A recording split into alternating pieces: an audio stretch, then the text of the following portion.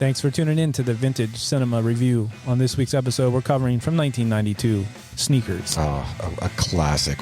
One of my favorites. Love this movie. Just a great caper movie full of hijinks and hilarity. Yeah, an all-star cast. They pulled it off. The comedy in this is great. It's a fun movie. Yeah, I hadn't seen this back in the day, and this is the first time through, so I'll tell you what I think. We hope you're enjoying the podcast. If you are, leave us a 5-star rating on Spotify, on Apple, a written review. And sit back, relax, and enjoy from 1992, Sneakers. Hey, this is Dave. Matt. And Zap. And welcome to the Vintage Cinema Review, where every week we review some of our favorite films from the past. Hey, there ain't no late fees here. Silence is golden. And be kind. Rewind.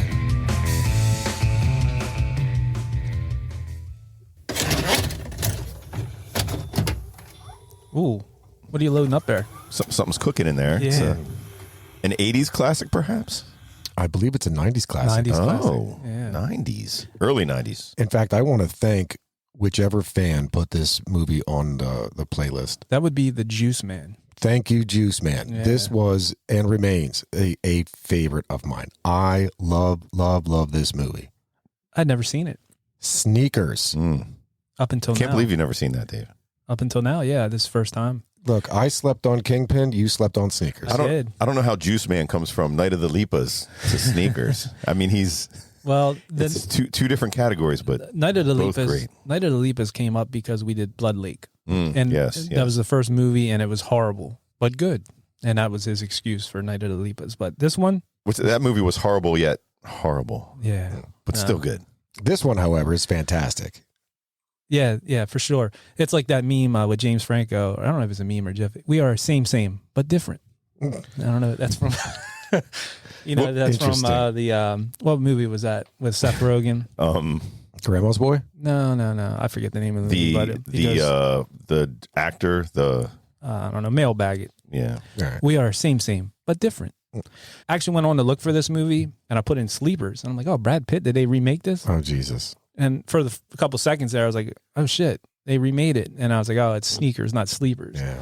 This was a pay movie. I had to pay money for this. This was hard to find on the freebies. It was 99 cents on Prime. Yes, that's what I got. And Zap owns it. I was very fortunate to have owned it and have purchased this a long time ago. Dude, again, thank you, Juice Man. I love this movie, man. I watched this a lot. I mean, a lot. Can I write that 99 cents off? You might be able to for the business. Yeah, I don't know, Zap. You're the accountant. Can we just channel that? Yeah, can I? So can I get that back? You absolutely can, but you can only write off your expenses to the extent of your income. And if you're not making money on this show, there's nothing to write off against it. Now, hot coffee is worth something here. That's fair. Yeah, Dave's at like $3,000 of coffee a month. Right. But Zap owns this, so I knew it was one you liked for sure. Oh yeah. And we'll get into whether I liked it or not. I want to leave you in suspense. So, Sneakers, rated PG-13, release date on this, September 11th, 1992, with a running time of 126 minutes. This was directed by Phil Alden Robinson, written by Phil Alden Robinson, Lawrence Lasker, and Walter Parks, and it was produced by Lawrence Lasker and Walter Parks. Budget on this, $23 million. Box office, $105.2 million.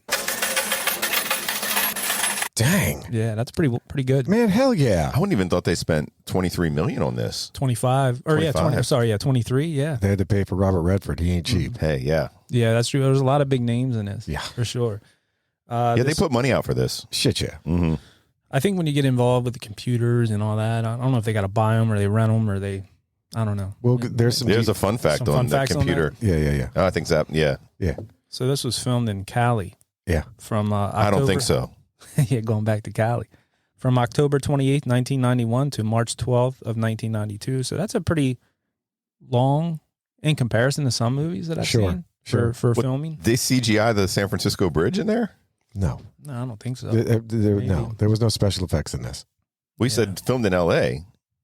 Wouldn't it be filmed in San Francisco? No. Filmed in California. Oh, okay. Yeah. Okay. In and around different parts of, I know, Simi Valley. Yep. And a couple other places. So that's pretty much all I have for that fun stuff. I'll turn it over to Zap for the cast. All right. The cast of the fantastic 1992 classic Sneakers includes, but is not limited to, Robert Redford as Martin Bryce, also known as Martin Bishop, Gary Hirschberger as a young Martin Bryce, Ben, that is Sir Ben Kingsley, as Cosmo, Joe Marr as a younger Cosmo, Sidney Poitier as Donald Crease, David Strathairn as Erwin Whistler Emery, Dan Aykroyd as Darren Mother Roscoe, River Phoenix as Carl Abergast, Mary McDonnell as Liz Ogilvy,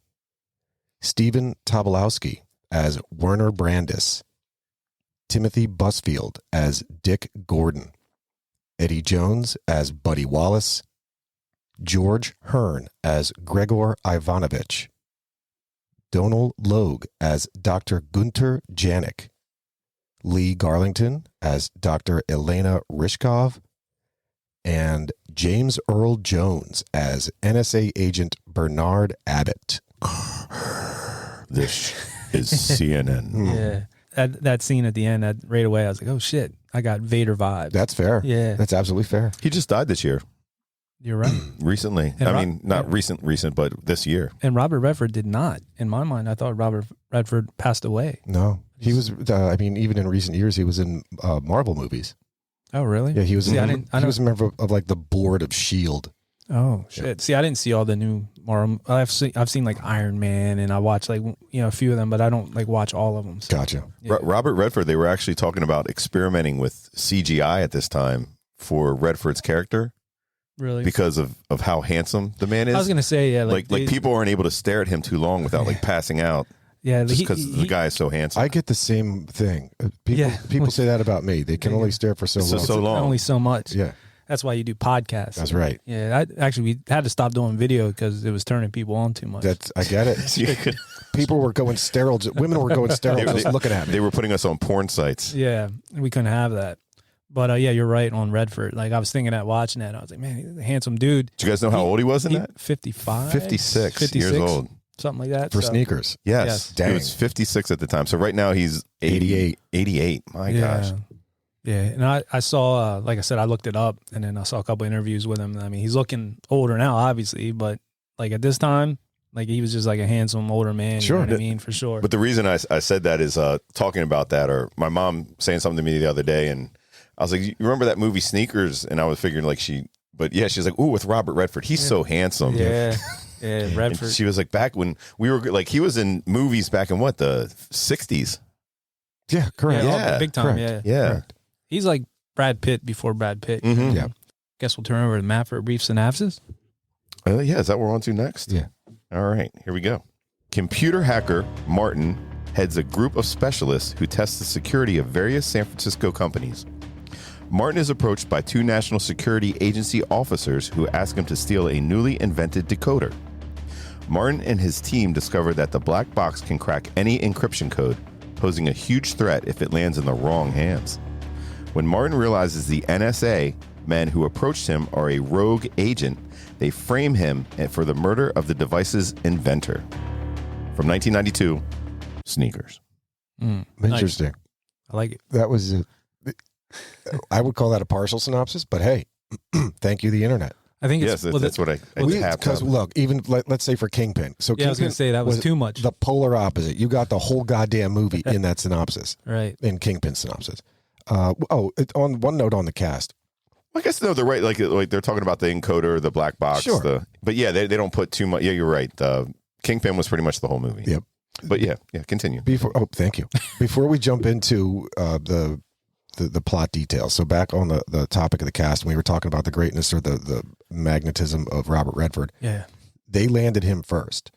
He was the first guy to sign on. He was the first guy to sign on. And they did that with purpose, thinking to themselves, look, if we can land Robert Redford, well then shit, we can get anybody else that we would want because they'll work with Robert Redford. Right, to be attached to it. And for damn sure, I mean, you look at the cast of characters in here. I mean, there are some huge names here. Poitier, James Earl Jones, Ben Kingsley, Sir Ben Kingsley, Dan Aykroyd. Mm-hmm. You get some big names in here, bruh. River Phoenix. Yeah, River Phoenix was. Peace, but River Phoenix. he was good at that time. Pretty hot stuff. Yeah, what was his big like role? Was it My Private Idaho or like Stand By Me? Stand By Me? He was a kid, like younger in it, but I think you might My be Own right. Private Idaho was the one that had the school shooting. yeah. I mean, I'm trying to remember like what was his like. Oh, he's a serious actor role. So or whatever, I think it was My Private Idaho because, in fact, I had read someplace that he took the role for this movie. That was in a fun fact, yeah. Was it to basically get his mind out of being in that dark place, in that other role, right? Yeah, the Viper Room. Viper Room. When they say, I Dude think likes drugs. I think Jeremy was from that My Own Private Idaho. The song. The song, The Pearl kid who Jam. spoke in class today. Pearl Jam, yeah. Really? Mm-hmm. Huh? Did you guys Okay. ever see that movie? I've No. never seen it. Oh, okay, that's why. Yeah, he's like. They're also saying the school shooting at the trench coat guys because that's what he in My Own Private Idaho. He's like that kid, kind of in the back of the room. Oh, And that's why I said about the school shooting. He comes in one day with a long trench coat, and oh, yeah. I have to go back. I've Yes. never seen it. it's a great movie. I mean, it's dark, it's very dark, but it's a good Right. movie. So the Mary McDonald that's in this, Mm-hmm. Hottest '90s woman I've ever seen. Yeah. dude, she's for damn sure. So she was in Dances with Wolves, Mhm. and she was in what a great show I loved, the remake of Battlestar Galactica. Like she was like the president of the whatever in the show, the Scrooge. sci-fi show. Oh, okay. Yeah. This so Battlestar Galactica, like the human race is flying around the universe in ships. I like that type of stuff. The I'd planet's check that blown out. the fuck up. I like that Lost in Space remake they made. There you go. Yeah. So anyway, yeah, Mary McDonald, I fancied her a lot. Yeah, like her get up, even like the '80s hairstyle, the She '80s looked outfits like that she. that Yeah, she 90s looked hot. like that early '90s hot mom. That would have been a mom. Yeah. There was a speaking of mom, she was the mom in Donnie Darko. Which is also a dark, Yeah. Jake really- Gyllenhaal. Yeah. classic movie. Mhm. We haven't done that one yet. No, but I we think it's should. too. Is that too late? No, it's No, never too late. that would do. That would. All right. Yeah, Donnie Darko was great. But Sneakers, this cast, insane. Insane. Well, shall we jump in? Let's lace up. All right, lacing up for Put Sneakers. my eye dark on so I can see the paper. Sneakers opening credits, riddled with anagrams that rearranged to the names of directors, producers, and actors, cleverly sets the stage for what's to come. We open with a flashback to December 1969, where we meet young college students Martin Bryce and his best friend, Cosmo. These two aren't your ordinary radicals at the time. Instead of going to rallies and protests and smoking dope, these guys engage in computer hacking activities meant to redistribute wealth from prominent account holders. The two burn the midnight oil in the university computer lab, intently focused on changing financial ledgers across various banks. After losing a rigged bet with Cosmo relative to who will go get pizza, the stakes of their actions quickly escalate as law enforcement zeroes in on them. Marty narrowly escapes as he witnesses Cosmo's unfortunate capture, an event that irrevocably changes their friendship and personal destinies. So, a question for you. Yeah. That computer that they're on in the beginning, Yeah. the screen and everything, did that look period correct to like 1969? I was wondering like if they were like, you know how like some movies try- somebody didn't have a computer like that. In well, that's what I 1969. wonder. I don't know enough about it to say that it's legit or not. I but- would say it was. Because, like, I had worked at a place where they had some old school shit. This old IBM green screen stuff and this. I mean, dude, that's the way.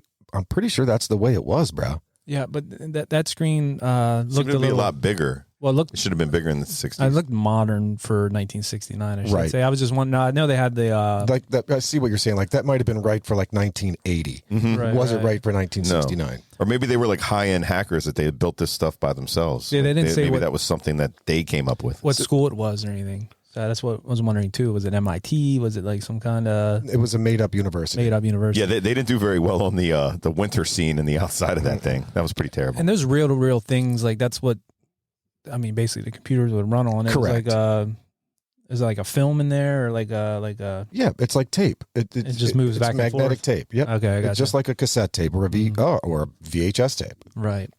It was. I mean, I think of period correctness.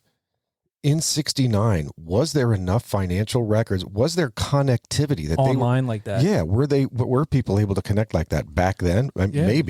Maybe. That's what I wonder. Like, I mean, I don't want to tell you what I think about the movie yet, but I mean, so far, whatever. they're just, telling a story. But I wasn't trying to knock it. I was just curious. I fear. No, not at all. But I was just curious if that stuff, if you caught anything. Because, like, I got to admit, in 1992, as far as computers go, I would have been clueless as far as what was legit, what's not. Sure. I like looking at these movies now in the future, like War Games, for instance. Yep. I really enjoyed it this time around. Back then, I was probably like, what the hell? Right. Like, what is all this stuff?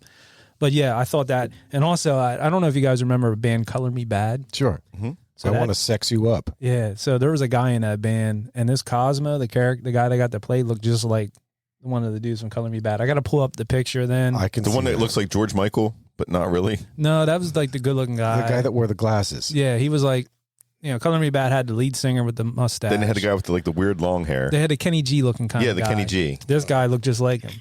The Cosmo guy. Cosmo looks like Kenny G, yeah. Kenny G. So I was thinking of that. Fun fact, I think we did a video to Color Me Bad song. We did. Back in high school. Back in the day. Yeah. We definitely did. It was UI and the Colonel, I think. The Colonel was in that. Lip syncing. Yeah. So 92, this movie comes out. And Right. I'm thinking about these computers. I was still dicking around with a Commodore 64 in 92. Like, See? I didn't switch to an IBM compatible until I went to college, which would have been 94. And see, that's the thing. Like, I had none of that in 92. Right. I had no computers. I would have had, maybe that's why this movie kind of went over, off When my you were radar. younger, you weren't looking at it as the way you looked at it now. No. I would have, like, looked at them and, like, that's for, like, guys in their 30s to go see that. Like an older, like, as a teenager at the time, I was probably like, that's, like, not up in my alley, like, in my wheelhouse. And Right. something I would go see. But that was cool, though, like, for somebody like you or, like, Shivey, let's say. Yeah. That's in the computer world. Ship. Would probably be turned on. Now, Matt, you saw this, though, back then. I remember that. I liked this movie. There was a couple parts that like really stood out. Yeah.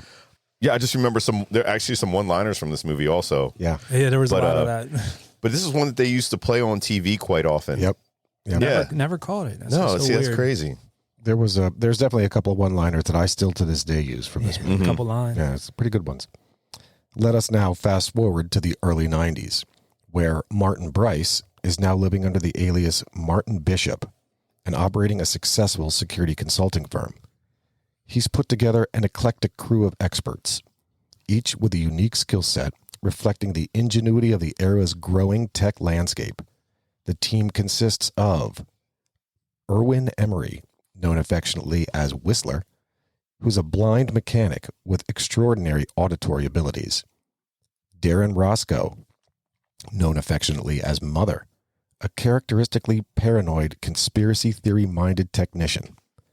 Carl Arbogast, a young prodigy coder whose tech savviness is invaluable. And Donald Crease, a seasoned ex-CIA operative who brings a sense of real-world gravity and tact. Together, Marty and his team run tests on security systems to find their weaknesses. Their capabilities are illustrated by breaking into a bank one night and transferring $100,000, which Marty promptly returns to the bank's board the next morning. Yeah, that was cool. I didn't, like, watching that the first time, like, I didn't catch what they were doing until, and I was like, oh, that's pretty cool that they, now we hear about that. There's hackers and stuff that go in and, like, test, exactly what they did. Yeah. But back then, I mean, I don't think that was on people's radar. Right. That was even a thing. But I wrote down a couple of things, like, when they flash forward to the 90s, that security guard was really young for, like, a bank. He looked like he was like 18, 19 years old, maybe. First job. In charge of that whole bank. I mean, that's what we would have called like rent-a-cops back in the day. And I also like the scene where they're in, I don't know, are they in a van? Yeah. And he's reading a Braille Playboy, Yeah. running his fingers across. That was pretty cool. That's awesome. Yeah. This was pretty clever, the whole idea of setting this up, right? So the whole idea in this is like for lack of a better word, like a caper. Yes. And I'm not talking about the food item. Capers. They're delicious on bagels. Just the endeavor of doing something in some kind of like ludicrous fashion. So they set up smoke bombs in a safety deposit box. To trigger the alarm system, the fire alarm, and then they have Whistler dialed in as the 911 operator. Just again talking to the guy on the other end, like it was really, really well thought to do. They went through all of this effort just to illustrate to the bank, look, we can break in here and we can steal your money. Yeah, that was cool. I thought it was neat. Did you notice so in the scene where he goes in to collect and the receptionist is typing up his check? Yep. I could see the total on there. Yeah. Did you see it? 100,000. I don't remember how much. You're saying how much he was paid for his services, Right? Because she says, yeah, she's like, not a very good living or whatever. Right. It was like $25.50. Dang. If I was reading it right, because I watched it down here on the bigger screen and I tried to like pause it. Wait, $25.50? No, $2,550. But they're dividing it among their crew. I'm sure everybody's getting a cut. Well, which was strange too is towards the end when they were talking, like I think it was 170, right? 170,000. And they were like, "Oh my God, we're going to be millionaires." 175. That's insane. So I'm thinking that's the number I saw. So that doesn't seem like a... So yeah, not a great living for a company that, I mean, think of the money. Yeah. Think of the overhead on that, man. All the work, all the computers, the equipment, the vans, Marty's past catches up with him when he's approached by two mysterious NSA agents, Dick Gordon and Buddy Wallace. They present him with a dangerous ultimatum. In exchange for $175,000, Marty and his team are tasked with retrieving a highly advanced decryption device, a black box, created under a Russian-funded initiative codenamed C-Tech Astronomy, from a renowned mathematician, Dr. Gunter Janik. Despite his better judgment, the pressure of the NSA's threats of revealing his past outweigh his concerns, and Marty is pushed to accept the assignment. So that's got to be kind of scary as shit, right? Like, this guy's been on the run since 1969. So you're talking 23 years later, NSA shows up at his place and says, "Hey, man, we know who you are. We understand what you do. And, oh, by the way, we know who all is on your team. All of these guys are degenerates. All these guys were either fired or, dishonorably discharged or some kind of shit. some kind of trouble with the law." Yeah. But we want you, as the NSA, we now want you to steal this box. Like, that's kind of fucked up, right? Yeah, it is. You would think like the government's going to do that themselves. Why would they privately contract with, let's say, me of all people, right? Because they, do they think like we're just the best around at what we're doing, or like what the deal is? But it's crazy they handed him that paper with his wanted thing on it. So that was some dirty shit, and I guess it reminds me that once Cosmo, once he was captured in '69, he must have ratted Marty out like right fucking quick. Like, he had to have been pissed. Like, they got me, they didn't get my friend Marty. You know what I'm saying? Like, so you're saying that's how that they knew, or that's how his name got out there? Sure. Like, they didn't, like Cosmo did. If in '69, like, a good friend's going to just say, "Yeah, hey man, I'm just sitting here alone, dicking around on the computer." Like, I'm not going to go out of my way to say, "Why, yes, there's another friend of mine who's not here, but his name is Martin Bryce. You got to go find this guy. He's a fucking asshole." Jimmy quit. What Got married. What did he say like in the beginning? I wanted to go back to that because I watched it twice and actually watched it again with Michelle. But when he was up at the window looking down at him, and they started pulling away and he kicked the window out. Marty. He was yelling Marty. Is that what he was? He was going, "Marty," because Marty was sitting there looking at him and he ran away instead of being like, "Look, I was involved too." But who in their right mind would just go inside when you got cops everywhere? No, there's no way that there's no way that Martin Bryce is going to go up there and say, "Oh, hey man, I'm involved in this too. Please arrest me." See, that was stupid. And if the guy's like really your friend, you would be like, "Dude, go." Like, get away. You don't call for Marty right away. Let alone give it. Here's a picture of the guy. Yeah. Here's his name. Like, Cosmo's a bitch. Yeah, you got to eat your shit, man. I think that's messed up. The funny part about that was when he cheated, he's like a magician. So he kind of cheated his way out of not going to get the pizza too. Because that could have been him, the one that could escape. That's right. Yeah. That was like a little foreshadow with the trick there. If Cosmo wasn't a jerk about, hiding that coin. But this was I didn't like this part of the movie just from watching so many movies, because this guy is like majorly smart. He has a whole crew of guys working with him. Like, right away, you would be researching these people, I think. Right. But instead of, and it was a mistake, I guess, once he saw the Martin Bryce, and I could see that angle of it. Sure, that's the thing that's fucking with his head. Man. It's like, holy shit, these guys must be legitimate because they know my real name. They know my identity. But right away, I would have got like my team on that. You guys can figure out anything. Be like, who are these people before we get involved? That's fair. Look them up. And that was the only part that bothered me. Like, I thought about for a few minutes afterwards, but the rest of the movie's great.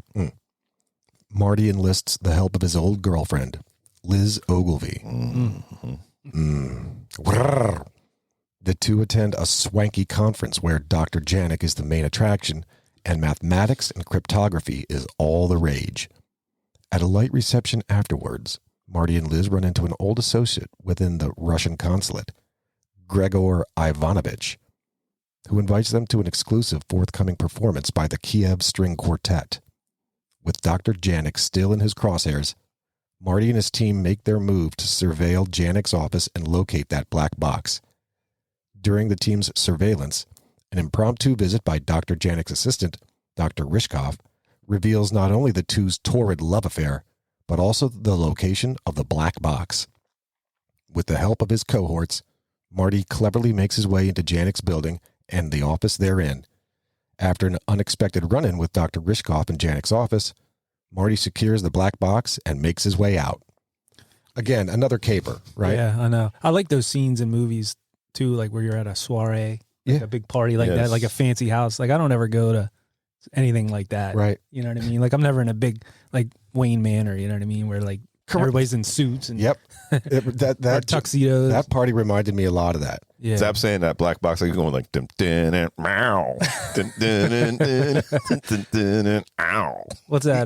That one. There was a group. I think they were called Black Box. Black Box. Yeah, you guys don't remember that? No. Oh. I know the song. You're killing me, Matt. You are fucking killing me. Yeah. Oh, and the guy that played Janet. What was his name? He was like in Twister. He's like a pretty good B actor. Who? The guy that played Janik. Dr. Janik. Oh, the Russian dude. Yeah. I don't know. No, the one that was holding like that big... Donald Logue?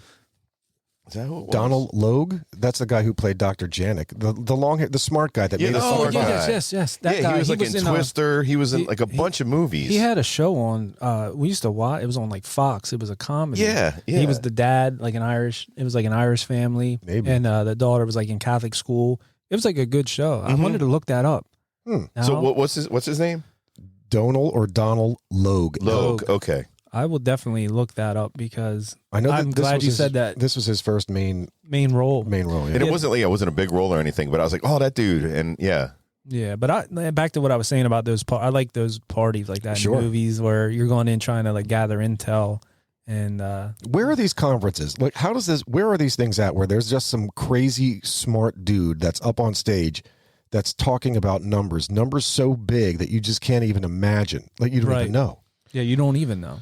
You're just sitting there taking it all in like, yes, that's a very, very good point. Yes. Right. Well, didn't the one guy say, I don't have any idea what this guy's talking about? Correct. I like that.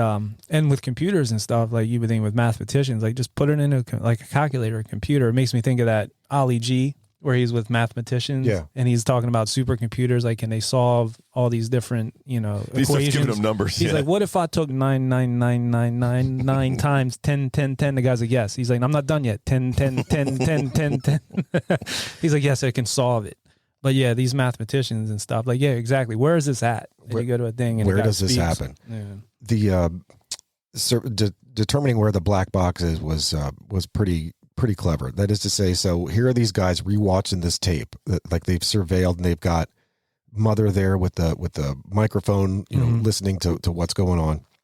The Whistler. And these guys are going over and over again, watching this tape over and over, trying to figure out like what's his password to his computer and all of this shit, and they couldn't get it. And all the while, the blind guy is sitting back there. He's saying, "Look, man, the black box is on the desk. It's in between the computer and the wherever. It's the fucking answering machine because he has an answering service." Oh, yeah, so he doesn't need it. He doesn't. Yeah. Why would he need an answering machine that's not connected to anything? That's when he has an answering service. And all they're worried about seeing this girl. Who was the girl who was in there, was trying to hook up? Dr. Rishkov. Dr. Rishka, yeah. Yeah, she was having the Dr. Janik. They're trying to take turns looking in my turn. Let me look. Yeah, let me watch. Yeah. Look, man, look, everybody needs love, man. Did you see the mess up on that part where they're showing her and she's over by his desk and she rips her shirt open to like show her in the bra? Yeah. And then she goes over to the other side of the room and there she is with her shirt on again, button. I didn't notice that. I was like, wait a second. Good eye, Matt. Very good eye. Thank you. You knew we were progressing to nudity. Yeah, that's what I thought. It was a letdown when they got to the full shirt again. Like, wait a minute. Come on. Come on now. It's interesting that we got to pin that for a sec. Pin the idea of her ripping her shirt open. Okay. That'll come in later in the fun facts. So let's see. Oh yeah. So anyway, Martin makes his way in, right? Makes his way to the office. He's that was clever as shit too. Like you create that distraction at the front desk, right? You create this chaos that's you're overwhelming the guy that's at the desk. He's just being overwhelmed by this one from this side, this buddy from somebody else. Delivering bleach or something, was that? Correct. 50 boxes or 50 bottles of this Drano. Drano, that's what it was, yeah. And all the while, Martin just needed to get up into this secure area in this building. Sure enough, it worked. Dude kicks the door open, gets in there. That was great. That's the comedy in this movie. Like that scene, like my wife and I were watching, and she even laughed at it. Oh, how to get through a coder. Like, how do I do that? I don't know. And they're like back and forth, and you think these are tech guys. They're going to come up with the code. He's like, try this. And boom, kicks it in. Yep. And it was like funny. It makes you laugh. It is. Of course, the exchange when he's explaining when he's obviously lying to her, but telling Dr. Rishkoff who he is, that he's a private investigator, blah, blah, blah. But he's hearing this from the back end. He's being fed the lines that he's supposed to tell her. That was good. And he's like, and give him... And give him head. Give him head, yeah. That was funny. Well, mission accomplished. The team has a party in their office that night, and everyone's celebrating. While Marty, Liz, Kreese, and his wife play a game of Scrabble, Whistler, Carl, and Mother decide to investigate the capabilities of the black box. With shock and awe, the three discover they're now easily able to hack into any secure system. The Federal Reserve, the National Power Grid, air traffic control, you name it. Janek's box isn't just a code breaker. It's the code breaker, capable of breaking any known encryption. Simultaneously, Marty cleverly deduces that C-Tech Astronomy is more than just a project name. It's a code. It's an anagram for too many secrets. So yeah, these tech guys, dude, they start plugging around and dicking around with this box that they, apparently the NSA was willing to pay some big money for. Right. Sure enough. So when you look inside that box, it appears what I guess I would call like an optical processor. Like you're all seeing those little wires and all that. Those are fiber optics. So this is 1992. That kind of shit, not even close did that exist back then. Infancy, yeah. But I don't know, pretty neat, man. It was. No, it was neat. They were giving a box like that. I guess River Phoenix's character was like saying he had this book of stuff that's like they tried to get into before and they can't, because he's like, you can't get in there, man. It's encrypted. And this box that they have is just filtering through the numbers until they were able to read it. And like, oh my God, we're in. It was a lot to take in for them. They're like, wow, this is what it is. There's a good movie called The Imitation Game. Okay. And it's about this encryption machine during World War II that they developed to decode messages that the Germans were. Is that Russell Crowe in that? No, the Germans. It's Benedict Cumberbatch. Oh, that's right. Yeah. He's like a scientist in England, and he came up with designed this machine to kind of read their messages and all that. It made me think a little bit about this movie. Like that machine that he created helped them win the war because they were able to figure out moves ahead of time that the Germans were going to do. But it was cool because they had every message that the Germans were, but they would only use percentages of them to their advantage. Like if we do every one, they're going to know we're intercepting messages. And stuff. I see. We can't let on that we know. Right. So like there were times where people were going to die and they were like, you know what, we can't move on this because they'll know. So, but yeah, when you have technology like this that you're able to know and crack into things, and, you have an advantage, obviously. Of course. So it made me think of that. Yeah. There's another thing. There's another part of this movie, and it'll kick in again. But the not the orchestration. That's a wrong word. Like, and I don't want to say soundtrack. It's the music that's playing in the background. The ambient like tracks and stuff. Yeah, like that's it. It's the score, the musical score. So not like songs, right? Like not like Chain of Fools that was playing during this party or whatever. But it's the musical score, the orchestral stuff that's in the background that's going. Like it really sets like an edge of your seat kind of tone. It really does. Like whoever did the music for this is a masterpiece. Really, kind of like well done. In Super Mario Brothers, where you get to the castle part. There it is. Your whole mood, that's right. Like everything just changes, gets more tense. Yep. Or like Tsunami Experiment. Like when we start sometimes and I'll hit the button, I'll see Zap over there playing drums and Matt doing it. Or like a wash of excitement just comes over you. It's funny you should mention that, dude. I wanted to do that when we were just recording the other one. When the drum kicks in, when you hear that first snare drum hit, man, that's just good. Yeah, it is. It's like, and then you just know it's coming. Just love it. Well, with panic now fully set in, everyone spends the night at the team's office. There isn't a government on the planet who wouldn't kill for that black box. The next morning is the handoff, the exchange of the black box for the big payday. Sounds easy enough. What could go wrong? Martin and Kreese meet with the two NSA agents, but Martin is quickly recalled by Kreese back to the car when he reads in the morning paper that Dr. Janik has been murdered. Now unsure of whether the two NSA agents were really NSA agents, Martin and Kreese make their way to the federal building where Marty had first met with them, only to find that it's being torn down. Not knowing where to turn, Martin takes Gregor up on his offer to attend the Kiev String Quartet performance. Gregor helps Marty to determine that the NSA agents weren't NSA agents at all, just as Gregor is murdered and Marty is knocked unconscious and taken hostage. Yeah. Yeah, they had him looking through that book and he was like going through who it could be.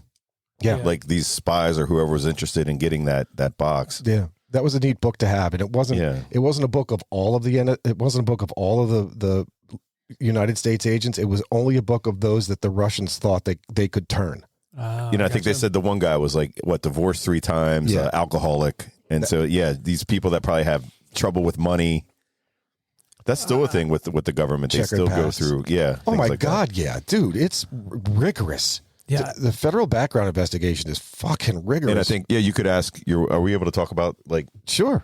Oh, if you ask your wife about that, there's also working for the feds, there's also recurring stuff that you have to take and and they go through these things, Leslie's having a tough time at work. She's recently divorced and is bankrupt and all this stuff. So is this a factor that you look for? Right. I got you. So those are people that could be easily influenced with money or so if you do have some sort of clearance in the government, those are people that they target. Back to these guys not being suspicious of these NSA agents and all that. I just don't get that. For instance, my mom lives in an apartment complex and she's there alone. And she's like, I got this note today from Xfinity's coming in and they need to rewire the apartment. They need access to the apartment at this time. And I'm like, well, let me see the letter. It was handwritten.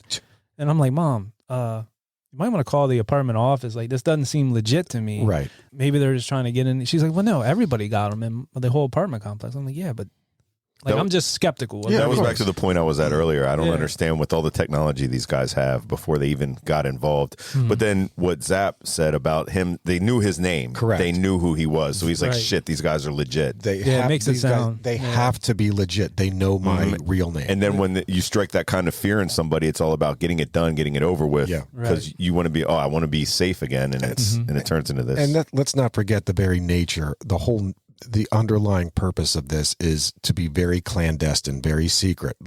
You're not filling out federal procurement forms and shit like that. You're not trying to get on the list of preferred vendors. Right. You are being approached by what you believe are NSA guys who know your real identity and they know what you do for a living. And they're basically saying, look, man, you got to grab this black box. We'll give you $175,000. We'll clear your name. Sure, I'm a fool not to. Yeah, the money maybe spoke to them more than anything. Of course. Even people if they have a badge and it looks like an undercover car and they pop in and pull you over, if you see lights behind you, you're going to pull over. Yeah. Speaking of cars, Matt, I thought of you as I was watching this movie. So Martin's car is a Carmen Ghia, Volkswagen Carmen Ghia. That car was the same car that Michael Myers used in what's that? Halloween. No, Michael Myers, the comedian. God damn it. Yeah. Oh, the spy who shagged me. No, man, the one you watched with your wife, where it's like, whoa, man. So I married an axe murderer. Yeah, somebody married an axe murderer. There it is. So I married an axe murderer. Whoa, same car. Man. Yeah. Fun fact: that was going to be my first car, Carmen Ghia. Really? We went to look at one. My dad found it. You would have been so much cooler, Dave. Well, it was at where Hot and L was on Paxton Street. 100%. There was a garage there. Good stop. Before that, or it was either before that or around that time in that location. I remember going to look at it with a mechanic. It was like a yellow Carmen Ghia, and we were going to buy it. And the mechanic, we looked underneath, it was all rusted. He was like, don't buy it. Don't buy it. I didn't get it. But I've always had a thing for those cars because they're neat. Yeah, they are pretty cool. Did you do any research on that? Did you see what they run these days, or if you can find one in decent shape? They're expensive. I did look them up. Not for this movie, but on a previous movie, it came up. By now, that's an antique car. Absolutely, yeah. And they bring big money because they're rare and they usually rust out like that one. See, I thought that was Dylan's car on 90210, but his was a Porsche, the actual 365 Porsche. Spider. Yes. Which is basically the Carmen Ghia, but just Volkswagen's version. An actual more rare VW is the Thing. Correct. Yeah. Ugly as shit. No, they are. So how fucked up is that so Martin's like, all right, look, it's got to be the sneaky fucking Russians that were the ones that staged those two dudes who really aren't NSA guys. So by now they know. I like Sidney Poitier's point on that too. He's like, is that still a thing with like the Russians? Yeah. Yeah, that was funny. That's a very good point. So then Martin, of course, approaches Gregor and he takes him up on his offer and he goes to that quartet thing and he's working it out with Gregor, and Gregor the whole time is just denying it. He's like, dude, I got nothing to do with this. I have no idea who these guys were. Then to get pulled over by some dude that claims to be an FBI agent and then just shoots Gregor and shoots the limo driver. Well, that's what Gregor said right away. He's like, God, these FBI agents, because he deals with them all the time, being a Russian consulate. Do you want my protection? Do you want to? Yeah. Oh, well. You don't know who to trust. No. In his next moment of clarity, Marty awakens in a dark yet posh office. The black box is on the desk. Marty also awakens to the voice of his old friend, Cosmo, who, until now, had supposedly died while in prison. Despite now working for organized crime, Cosmo has bigger visions for the black box and offers Marty the chance to join him. Marty refuses, which infuriates Cosmo. In retaliation, Cosmo adds Marty's alias to the FBI's database. Marty is knocked unconscious once more and is promptly returned to the streets of San Francisco. Yeah, just a push of the button. He's like, don't do it. Don't. Yeah, hits the button. Now that he has the black box, he can do anything the fuck he wants. Right, so he adds Marty's name to the... Ow. That's shitty. Like, why is Cosmo so pissed at Marty? Because Marty got away? Because he sold... Yeah, I guess he feels like you left me hanging. Like you should have went down there. I don't get it. So that computer that was in... So Cosmo's office is badass. Like that is fun fact on that. Huh? That is a posh office. That computer, I remember watching this movie when it had come out, and that computer was a Cray. Yes, I saw that on that. So that is a serious supercomputer. Yeah, wasn't it like $1 billion computer back in '92 or something like that? It was in. I don't know if I don't even know if they still make them. But back in the day, those things were amazeballs. I mean, incredible. Nothing that anyone at the consumer level could ever purchase. Would have had. I think I have in the fun facts the number on that. Okay. So when we get there, but yeah, it's cool that you brought that up because it was. I didn't notice it during the movie. I looked at the fun facts after. And I'm like, damn, I should have went back and looked for that. So you recognized it. You're saying it looks like something in the Death Star. Yeah, is that what it is? Like it just has like red and green lights. It does. Yeah, it's very odd to think of that as some sort of supercomputer, but yeah, that was the real deal. I thought that Marty could have been a little more surprised to find Cosmo. Like he was pretty mild mannered to find when he found his dead friend. Yeah, his dead friend isn't fucking dead. Hey, what happened to you, man? Hey, how's it going? Long time no see. Yeah, what's up? They were pretty nonchalant. Yeah. Well, Marty and his team have to get the black box back from Cosmo. Ow. You guys, I can't believe you don't know that song. I'm sure I do. I just can't remember it. All right. Yeah, the group was called Black Box. I think the song was called Everybody. Everybody. Yeah, they used to play it at like our dances and stuff. Yeah. Ow. Yeah, Black Box. All right. Good job, guys. Thank you. All right. Calling the NSA proves to be somewhat encouraging, as its director of operations, Bernard Abbott, offers to assist them if they recover the box. Using Whistler's keen ability to translate the sounds Marty heard while he was knocked out in the back of the kidnapper's car, they discover the location of Cosmo's office. That was fantastic. That was cool. That whole thing was really cool. Cleverly done. And that's one of the things I always remembered about this movie. And I said it's like it was like a party, like a cocktail party. Yep. It was neat. Yeah. Marty becomes an honorary blind person. Yes. Mm-hmm. It's located in a business known as Playtronics, a technology-driven toy company whose building is the modern-day equivalent of a fortress. I sold my Xbox there. I think Playtronics. Is that right? It was in a strip mall. Yeah, sure. They gave me like, they'd always $40. Yeah, it was like cheap. That business is really just a front, though, to conceal Cosmo's role within the crime family. Playtronics remains a functioning and thriving business nonetheless, and one of its employees, Werner Brandis, not only occupies the office next to Cosmo's, he's also a computer dater. The team makes him their ticket in. Marty's girlfriend, Liz, is used as the bait for Werner. They need his voice and they need his key card. The voice gathering was easy enough after the first date. The night of their second date, she obtains his key card and passes it on to Marty. The stage is now set for the team to get the elusive black box. Yeah, that was a little odd, that the way that she was like, say this. Like there's this word that I just turns me love. on. Oh, I love it. It just... Yeah, but this guy was Can you say it for me? He was overwhelmed that he's on a date with this woman. Yeah, so he's like, I'll do anything. I'm just trying to eat some dim sum. But yeah, you can say whatever you want me to. Dude, so this is the 90s. This is 92. Not even the 90s, the very early 90s. Computer dating. Computer dating. See, I had no idea such a thing existed. Had no idea. Now nowadays, what do you got? You know, plenty of fish. Well, I mean, plenty of fish, Tinder. We were like sophomores in high school, so I don't think we were worried about computer dating at the time. No, I guess we weren't. No. It was a world of opportunity. It was a world of rejection for Zap. All it was rejection.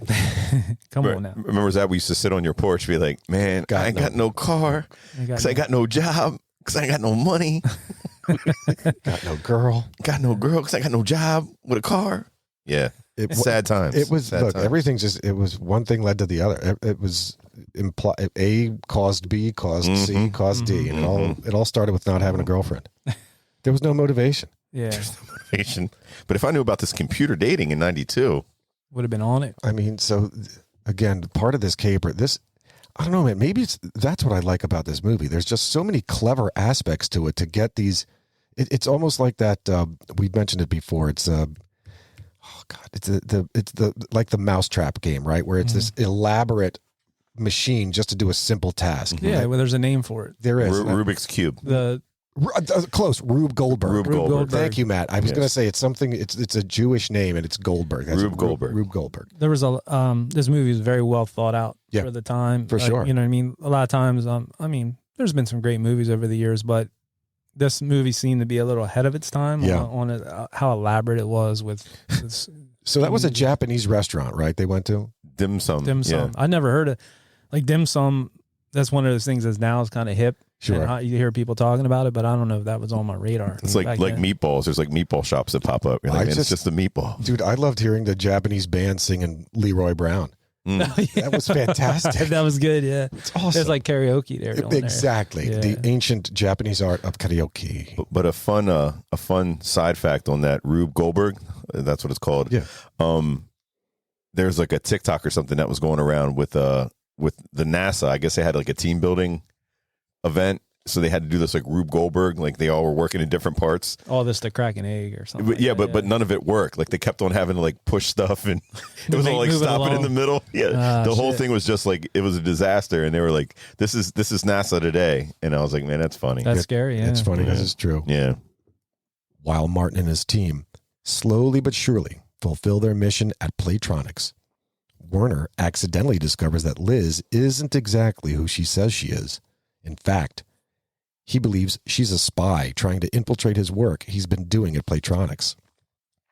Werner whisks Liz off to Playtronics and arrives at his office just as Martin has obtained the elusive black box. Cosmo, who just happens to be on site, concludes that Liz must be in cahoots with Marty. Swiftly locking down the building and the surrounding grounds, the rest of the team is discovered in the parking lot, with the exception of Whistler, who remains hidden in the van. With Liz now held hostage and no way out, Marty gives himself up. For a moment, Marty and Liz escape to the roof with the box, but are again cornered by Cosmo. Meanwhile, the team in the parking lot break free of their captors, right after an undiscovered Whistler takes off in the van, literally driving blindly. Back at the building, Cosmo remains unable to kill his friend. In exchange for the black box, Cosmo allows Marty and Liz to leave. And as Marty and Liz depart with the team, Cosmo realizes he's been had. The black box is empty. Yeah. So a lot to unpack with this. This was, in my opinion, obviously, certainly the climax of the movie, right? Mm-hmm. So, dude, Carl gets in there, River Phoenix, sneaks his way in there earlier in the day as a gardener, makes his way into the maintenance room, right? And he's messing with the thermostats and the light. Like getting the temperature up. Yeah, getting all that shit up. The way Marty's able to break in with the voice pattern, obviously he needed the key card, but then how can you possibly control your body to move 2 inches per second? Like that's pretty difficult. Like I'm thinking about this. Of course, you're watching a movie. You have to suspend the disbelief. But I'm thinking like, why didn't he just crawl on the ground? Like you could do 2 inches per second. Sure, you could do that, but walking, fuck no. What happens if you fell? Right. Is it 2 inches per second or less? I guess like you can go slower. You can absolutely go slower. You just can't go fast. You can't exceed 2 inches per second. That was just something for the movie, though. Sure. Yeah. But I was thinking about that in the movie. How do you have the fish in Cosmo's office swimming around? They're swimming faster than 2 inches per second. They would be setting it off. They would have been setting off that motion detector. So it was crap. It's all a lie. It's all a lie. It's a lie, Steven. A lie. What was that one movie? It was like the hot scene with Catherine Zeta-Jones. Oh, with like Sean Connery. She was in all it. leather, Yeah. like kind of like weaving her way through. I remember that was like a thing back in it was maybe early. Is it when they 2000s. broke out of Alcatraz? Was that Alcatraz? I don't know. She was real hot. Yeah. And like dressed in like a leather. It's like the protege or something like that. Might have been, yeah. Yeah, and man. she's like moving through these beams. She can't set them off. But it made me think of that scene. Like Yeah. there's always those scenes where you got to move real precise. Yeah, or he was her father. Yeah. Oh, is that what it was? Yeah. Okay, yeah. But yeah, you're right. 2 seconds or 2 inches per second. Yeah, it's pretty tough. It is priceless. Whistler driving that van was fucking priceless, dude. Because he's blind. Dude, that was so hilarious, man. Again, just so, I don't know, cleverly done. Just well done. Love this movie. One thing I did like too is, and Matt, maybe you noticed it too, because we talk about the starter hats. He had a River Phoenix hat on, the 49ers like starter hat. Yep. That's pretty cool. They were all the rage back in the day. Shit, yeah. That was before they were flat brimmed. Yes, that's back when you put a little fold. It had a little fold in it. Fold.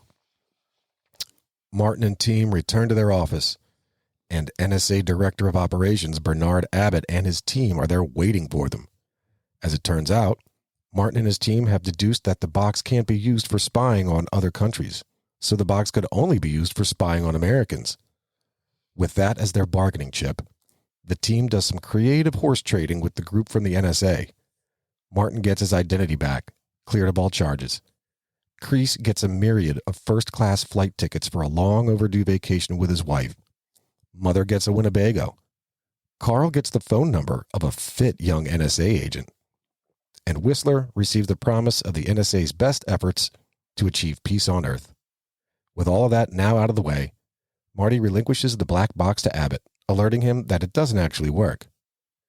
The next morning, we hear on the news that the RNC has been bankrupted, and simultaneously hear that a number of charities' coffers are suddenly overflowing. The money was like to Greenpeace, United Negro College Fund. Yep.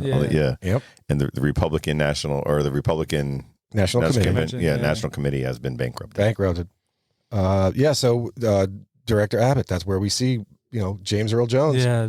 That's the Darth Vader aspect. Yeah, and when he was sitting in the shadows, that's what I was like, man, it's Vader. It is. When he's talking, because the first line that he had there sitting down was like a Vader line. I felt like it sounded like it would go with like Star Wars. I forget what he even said, but I was like, oh, and then he comes out of the shadows. I'm like, there he is. I remember the one thing he had said that was actually featured in Hunt for Red October, almost word for word. He said, look, this never happened. What you need to remember is this never happened. Yeah, it was definitely a good movie. You know what I mean? I enjoyed it. Yeah. I guess it's time for the Fun facts. All right, who wants to lead it off? I think every fact about this movie is fun. Yes, because this movie is so goddamn fun. Mm-hmm. Fun fact. So at the end, we saw Carl's request was just to get the phone number of that chick from the NSA. Mm-hmm. So every other movie you've seen, not every, but almost every, has been a 555 area code. Right. That phone number was actually a 415 area code. It was 415-273-9164. That is a San Francisco phone number. That's an actual phone number. That's surprising. When they released the movie, when you dialed that phone number, there was a voicemail at the end promoting the film. That's pretty cool, because usually that's like a big, the one song these people 867-5309. Yeah, people get phone calls all the time. They're pissed about it. Shit, yeah. Since then, so this was 92. Mm-hmm. They're not paying for that promotion forever. So they've since just allowed the phone number to be recycled. Mm-hmm. So to this day, I am sure there is someone out there in the San Francisco area that's getting phone numbers or getting calls from because of this movie. Like Jenny, 867-5309. True. So at the start of the movie, when Martin and Cosmo execute their initial prank, the building facade seen in the famous Hill Valley Clock Tower from Back to the Future. That is correct. Yeah. That is the courthouse. That is the clock tower. We already talked about the computer in the room of Ben Kingsley's office. Mm-hmm. It was like the Cray YP or whatever that was. Yeah, YMP. But they're saying at the time it was a multi-million-dollar supercomputer. I think I dude. said $1 billion, but that's way too much. That's with a B. I don't know if they had billions back in the 90s.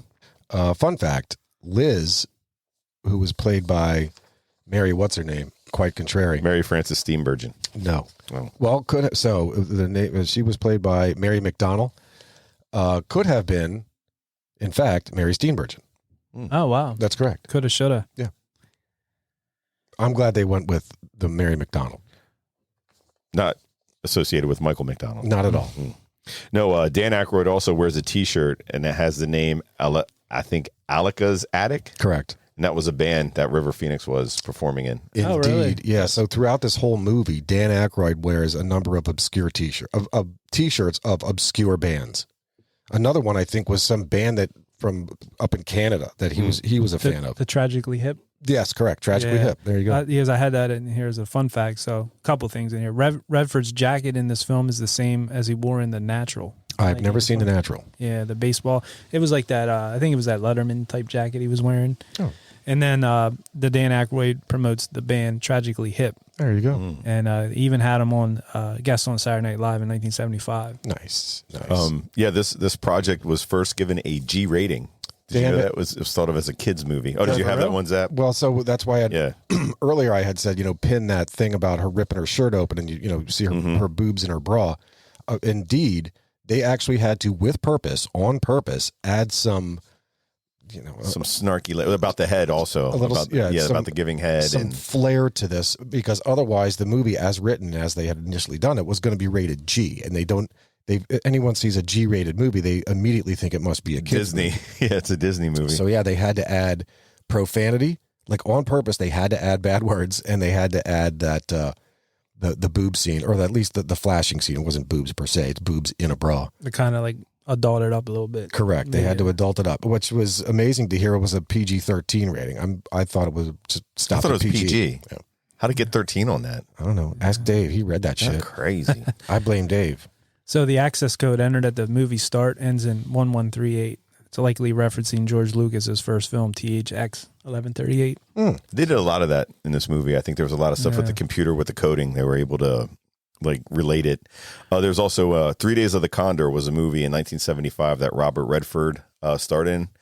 He was like a CIA an agent, and the final two names on his character, Martin and Bishop, they were his aliases in the movie. Oh. 3 Days of the Condor. So as we talked at one point early in this, when I was going through the cast, there are some heavy hitters in this movie. So of everyone in this movie, only 3 of them were Oscar winners. Can you guys name the 3 that were Oscar winners? James Earl Jones, Sidney Poitier, and Robert Redford. Incorrect. You got 2 out of 3. Ben Kingsley, I would think. Ben Kingsley. Correct. The one that wasn't, and I was surprised, James Earl Jones has never earned an Oscar. Really? Now, you think that, but at the same time, you look at it and say, what has he done that would have truly garnered an Oscar? Field of Dreams, I thought, but that was Kevin Costner that Coming maybe to won America. for that. Dad. Now, I would have given him an Oscar for that. Yeah, for sure. hell yeah. I think it's just, he has a voice. He has a strong voice, a strong presence, but has he done anything that was Oscar worthy? I don't know. Yeah. I haven't seen him. Field of Dreams was pretty good. There was a tie between this movie and War Games. I think during the filming of War Games, or the production of War Games, they met some people that were hackers and different things in the computer world, and they were like, "Oh, this would make a good movie." Is the guy that ended up doing, or whomever did this movie? Is he also responsible for War Games? There was definitely one of them that was involved in War Games, or 2 of them that were involved in War Games. So they had this, and they waited 10 years or however many years to come out with it. But War Games, the production of that or pre-production, I guess, kind of spawned this as an idea. When rifling through Dr. Brandis's trash mother, that's Dan Aykroyd, finds a folded box of Captain Crunch. Yeah.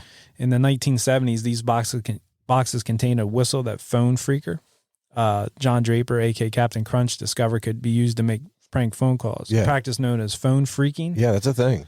What's his name from Apple did that. That's how he Steve made Jobs? The other one, Wozniak. That's how Wozniak made money in college. He would sell these little boxes that would send the signal or the tone. So when you had touch tone phones, right? They each number indicates a different sound. He mimicked that sound in these boxes, so you could make free phone calls. Wow.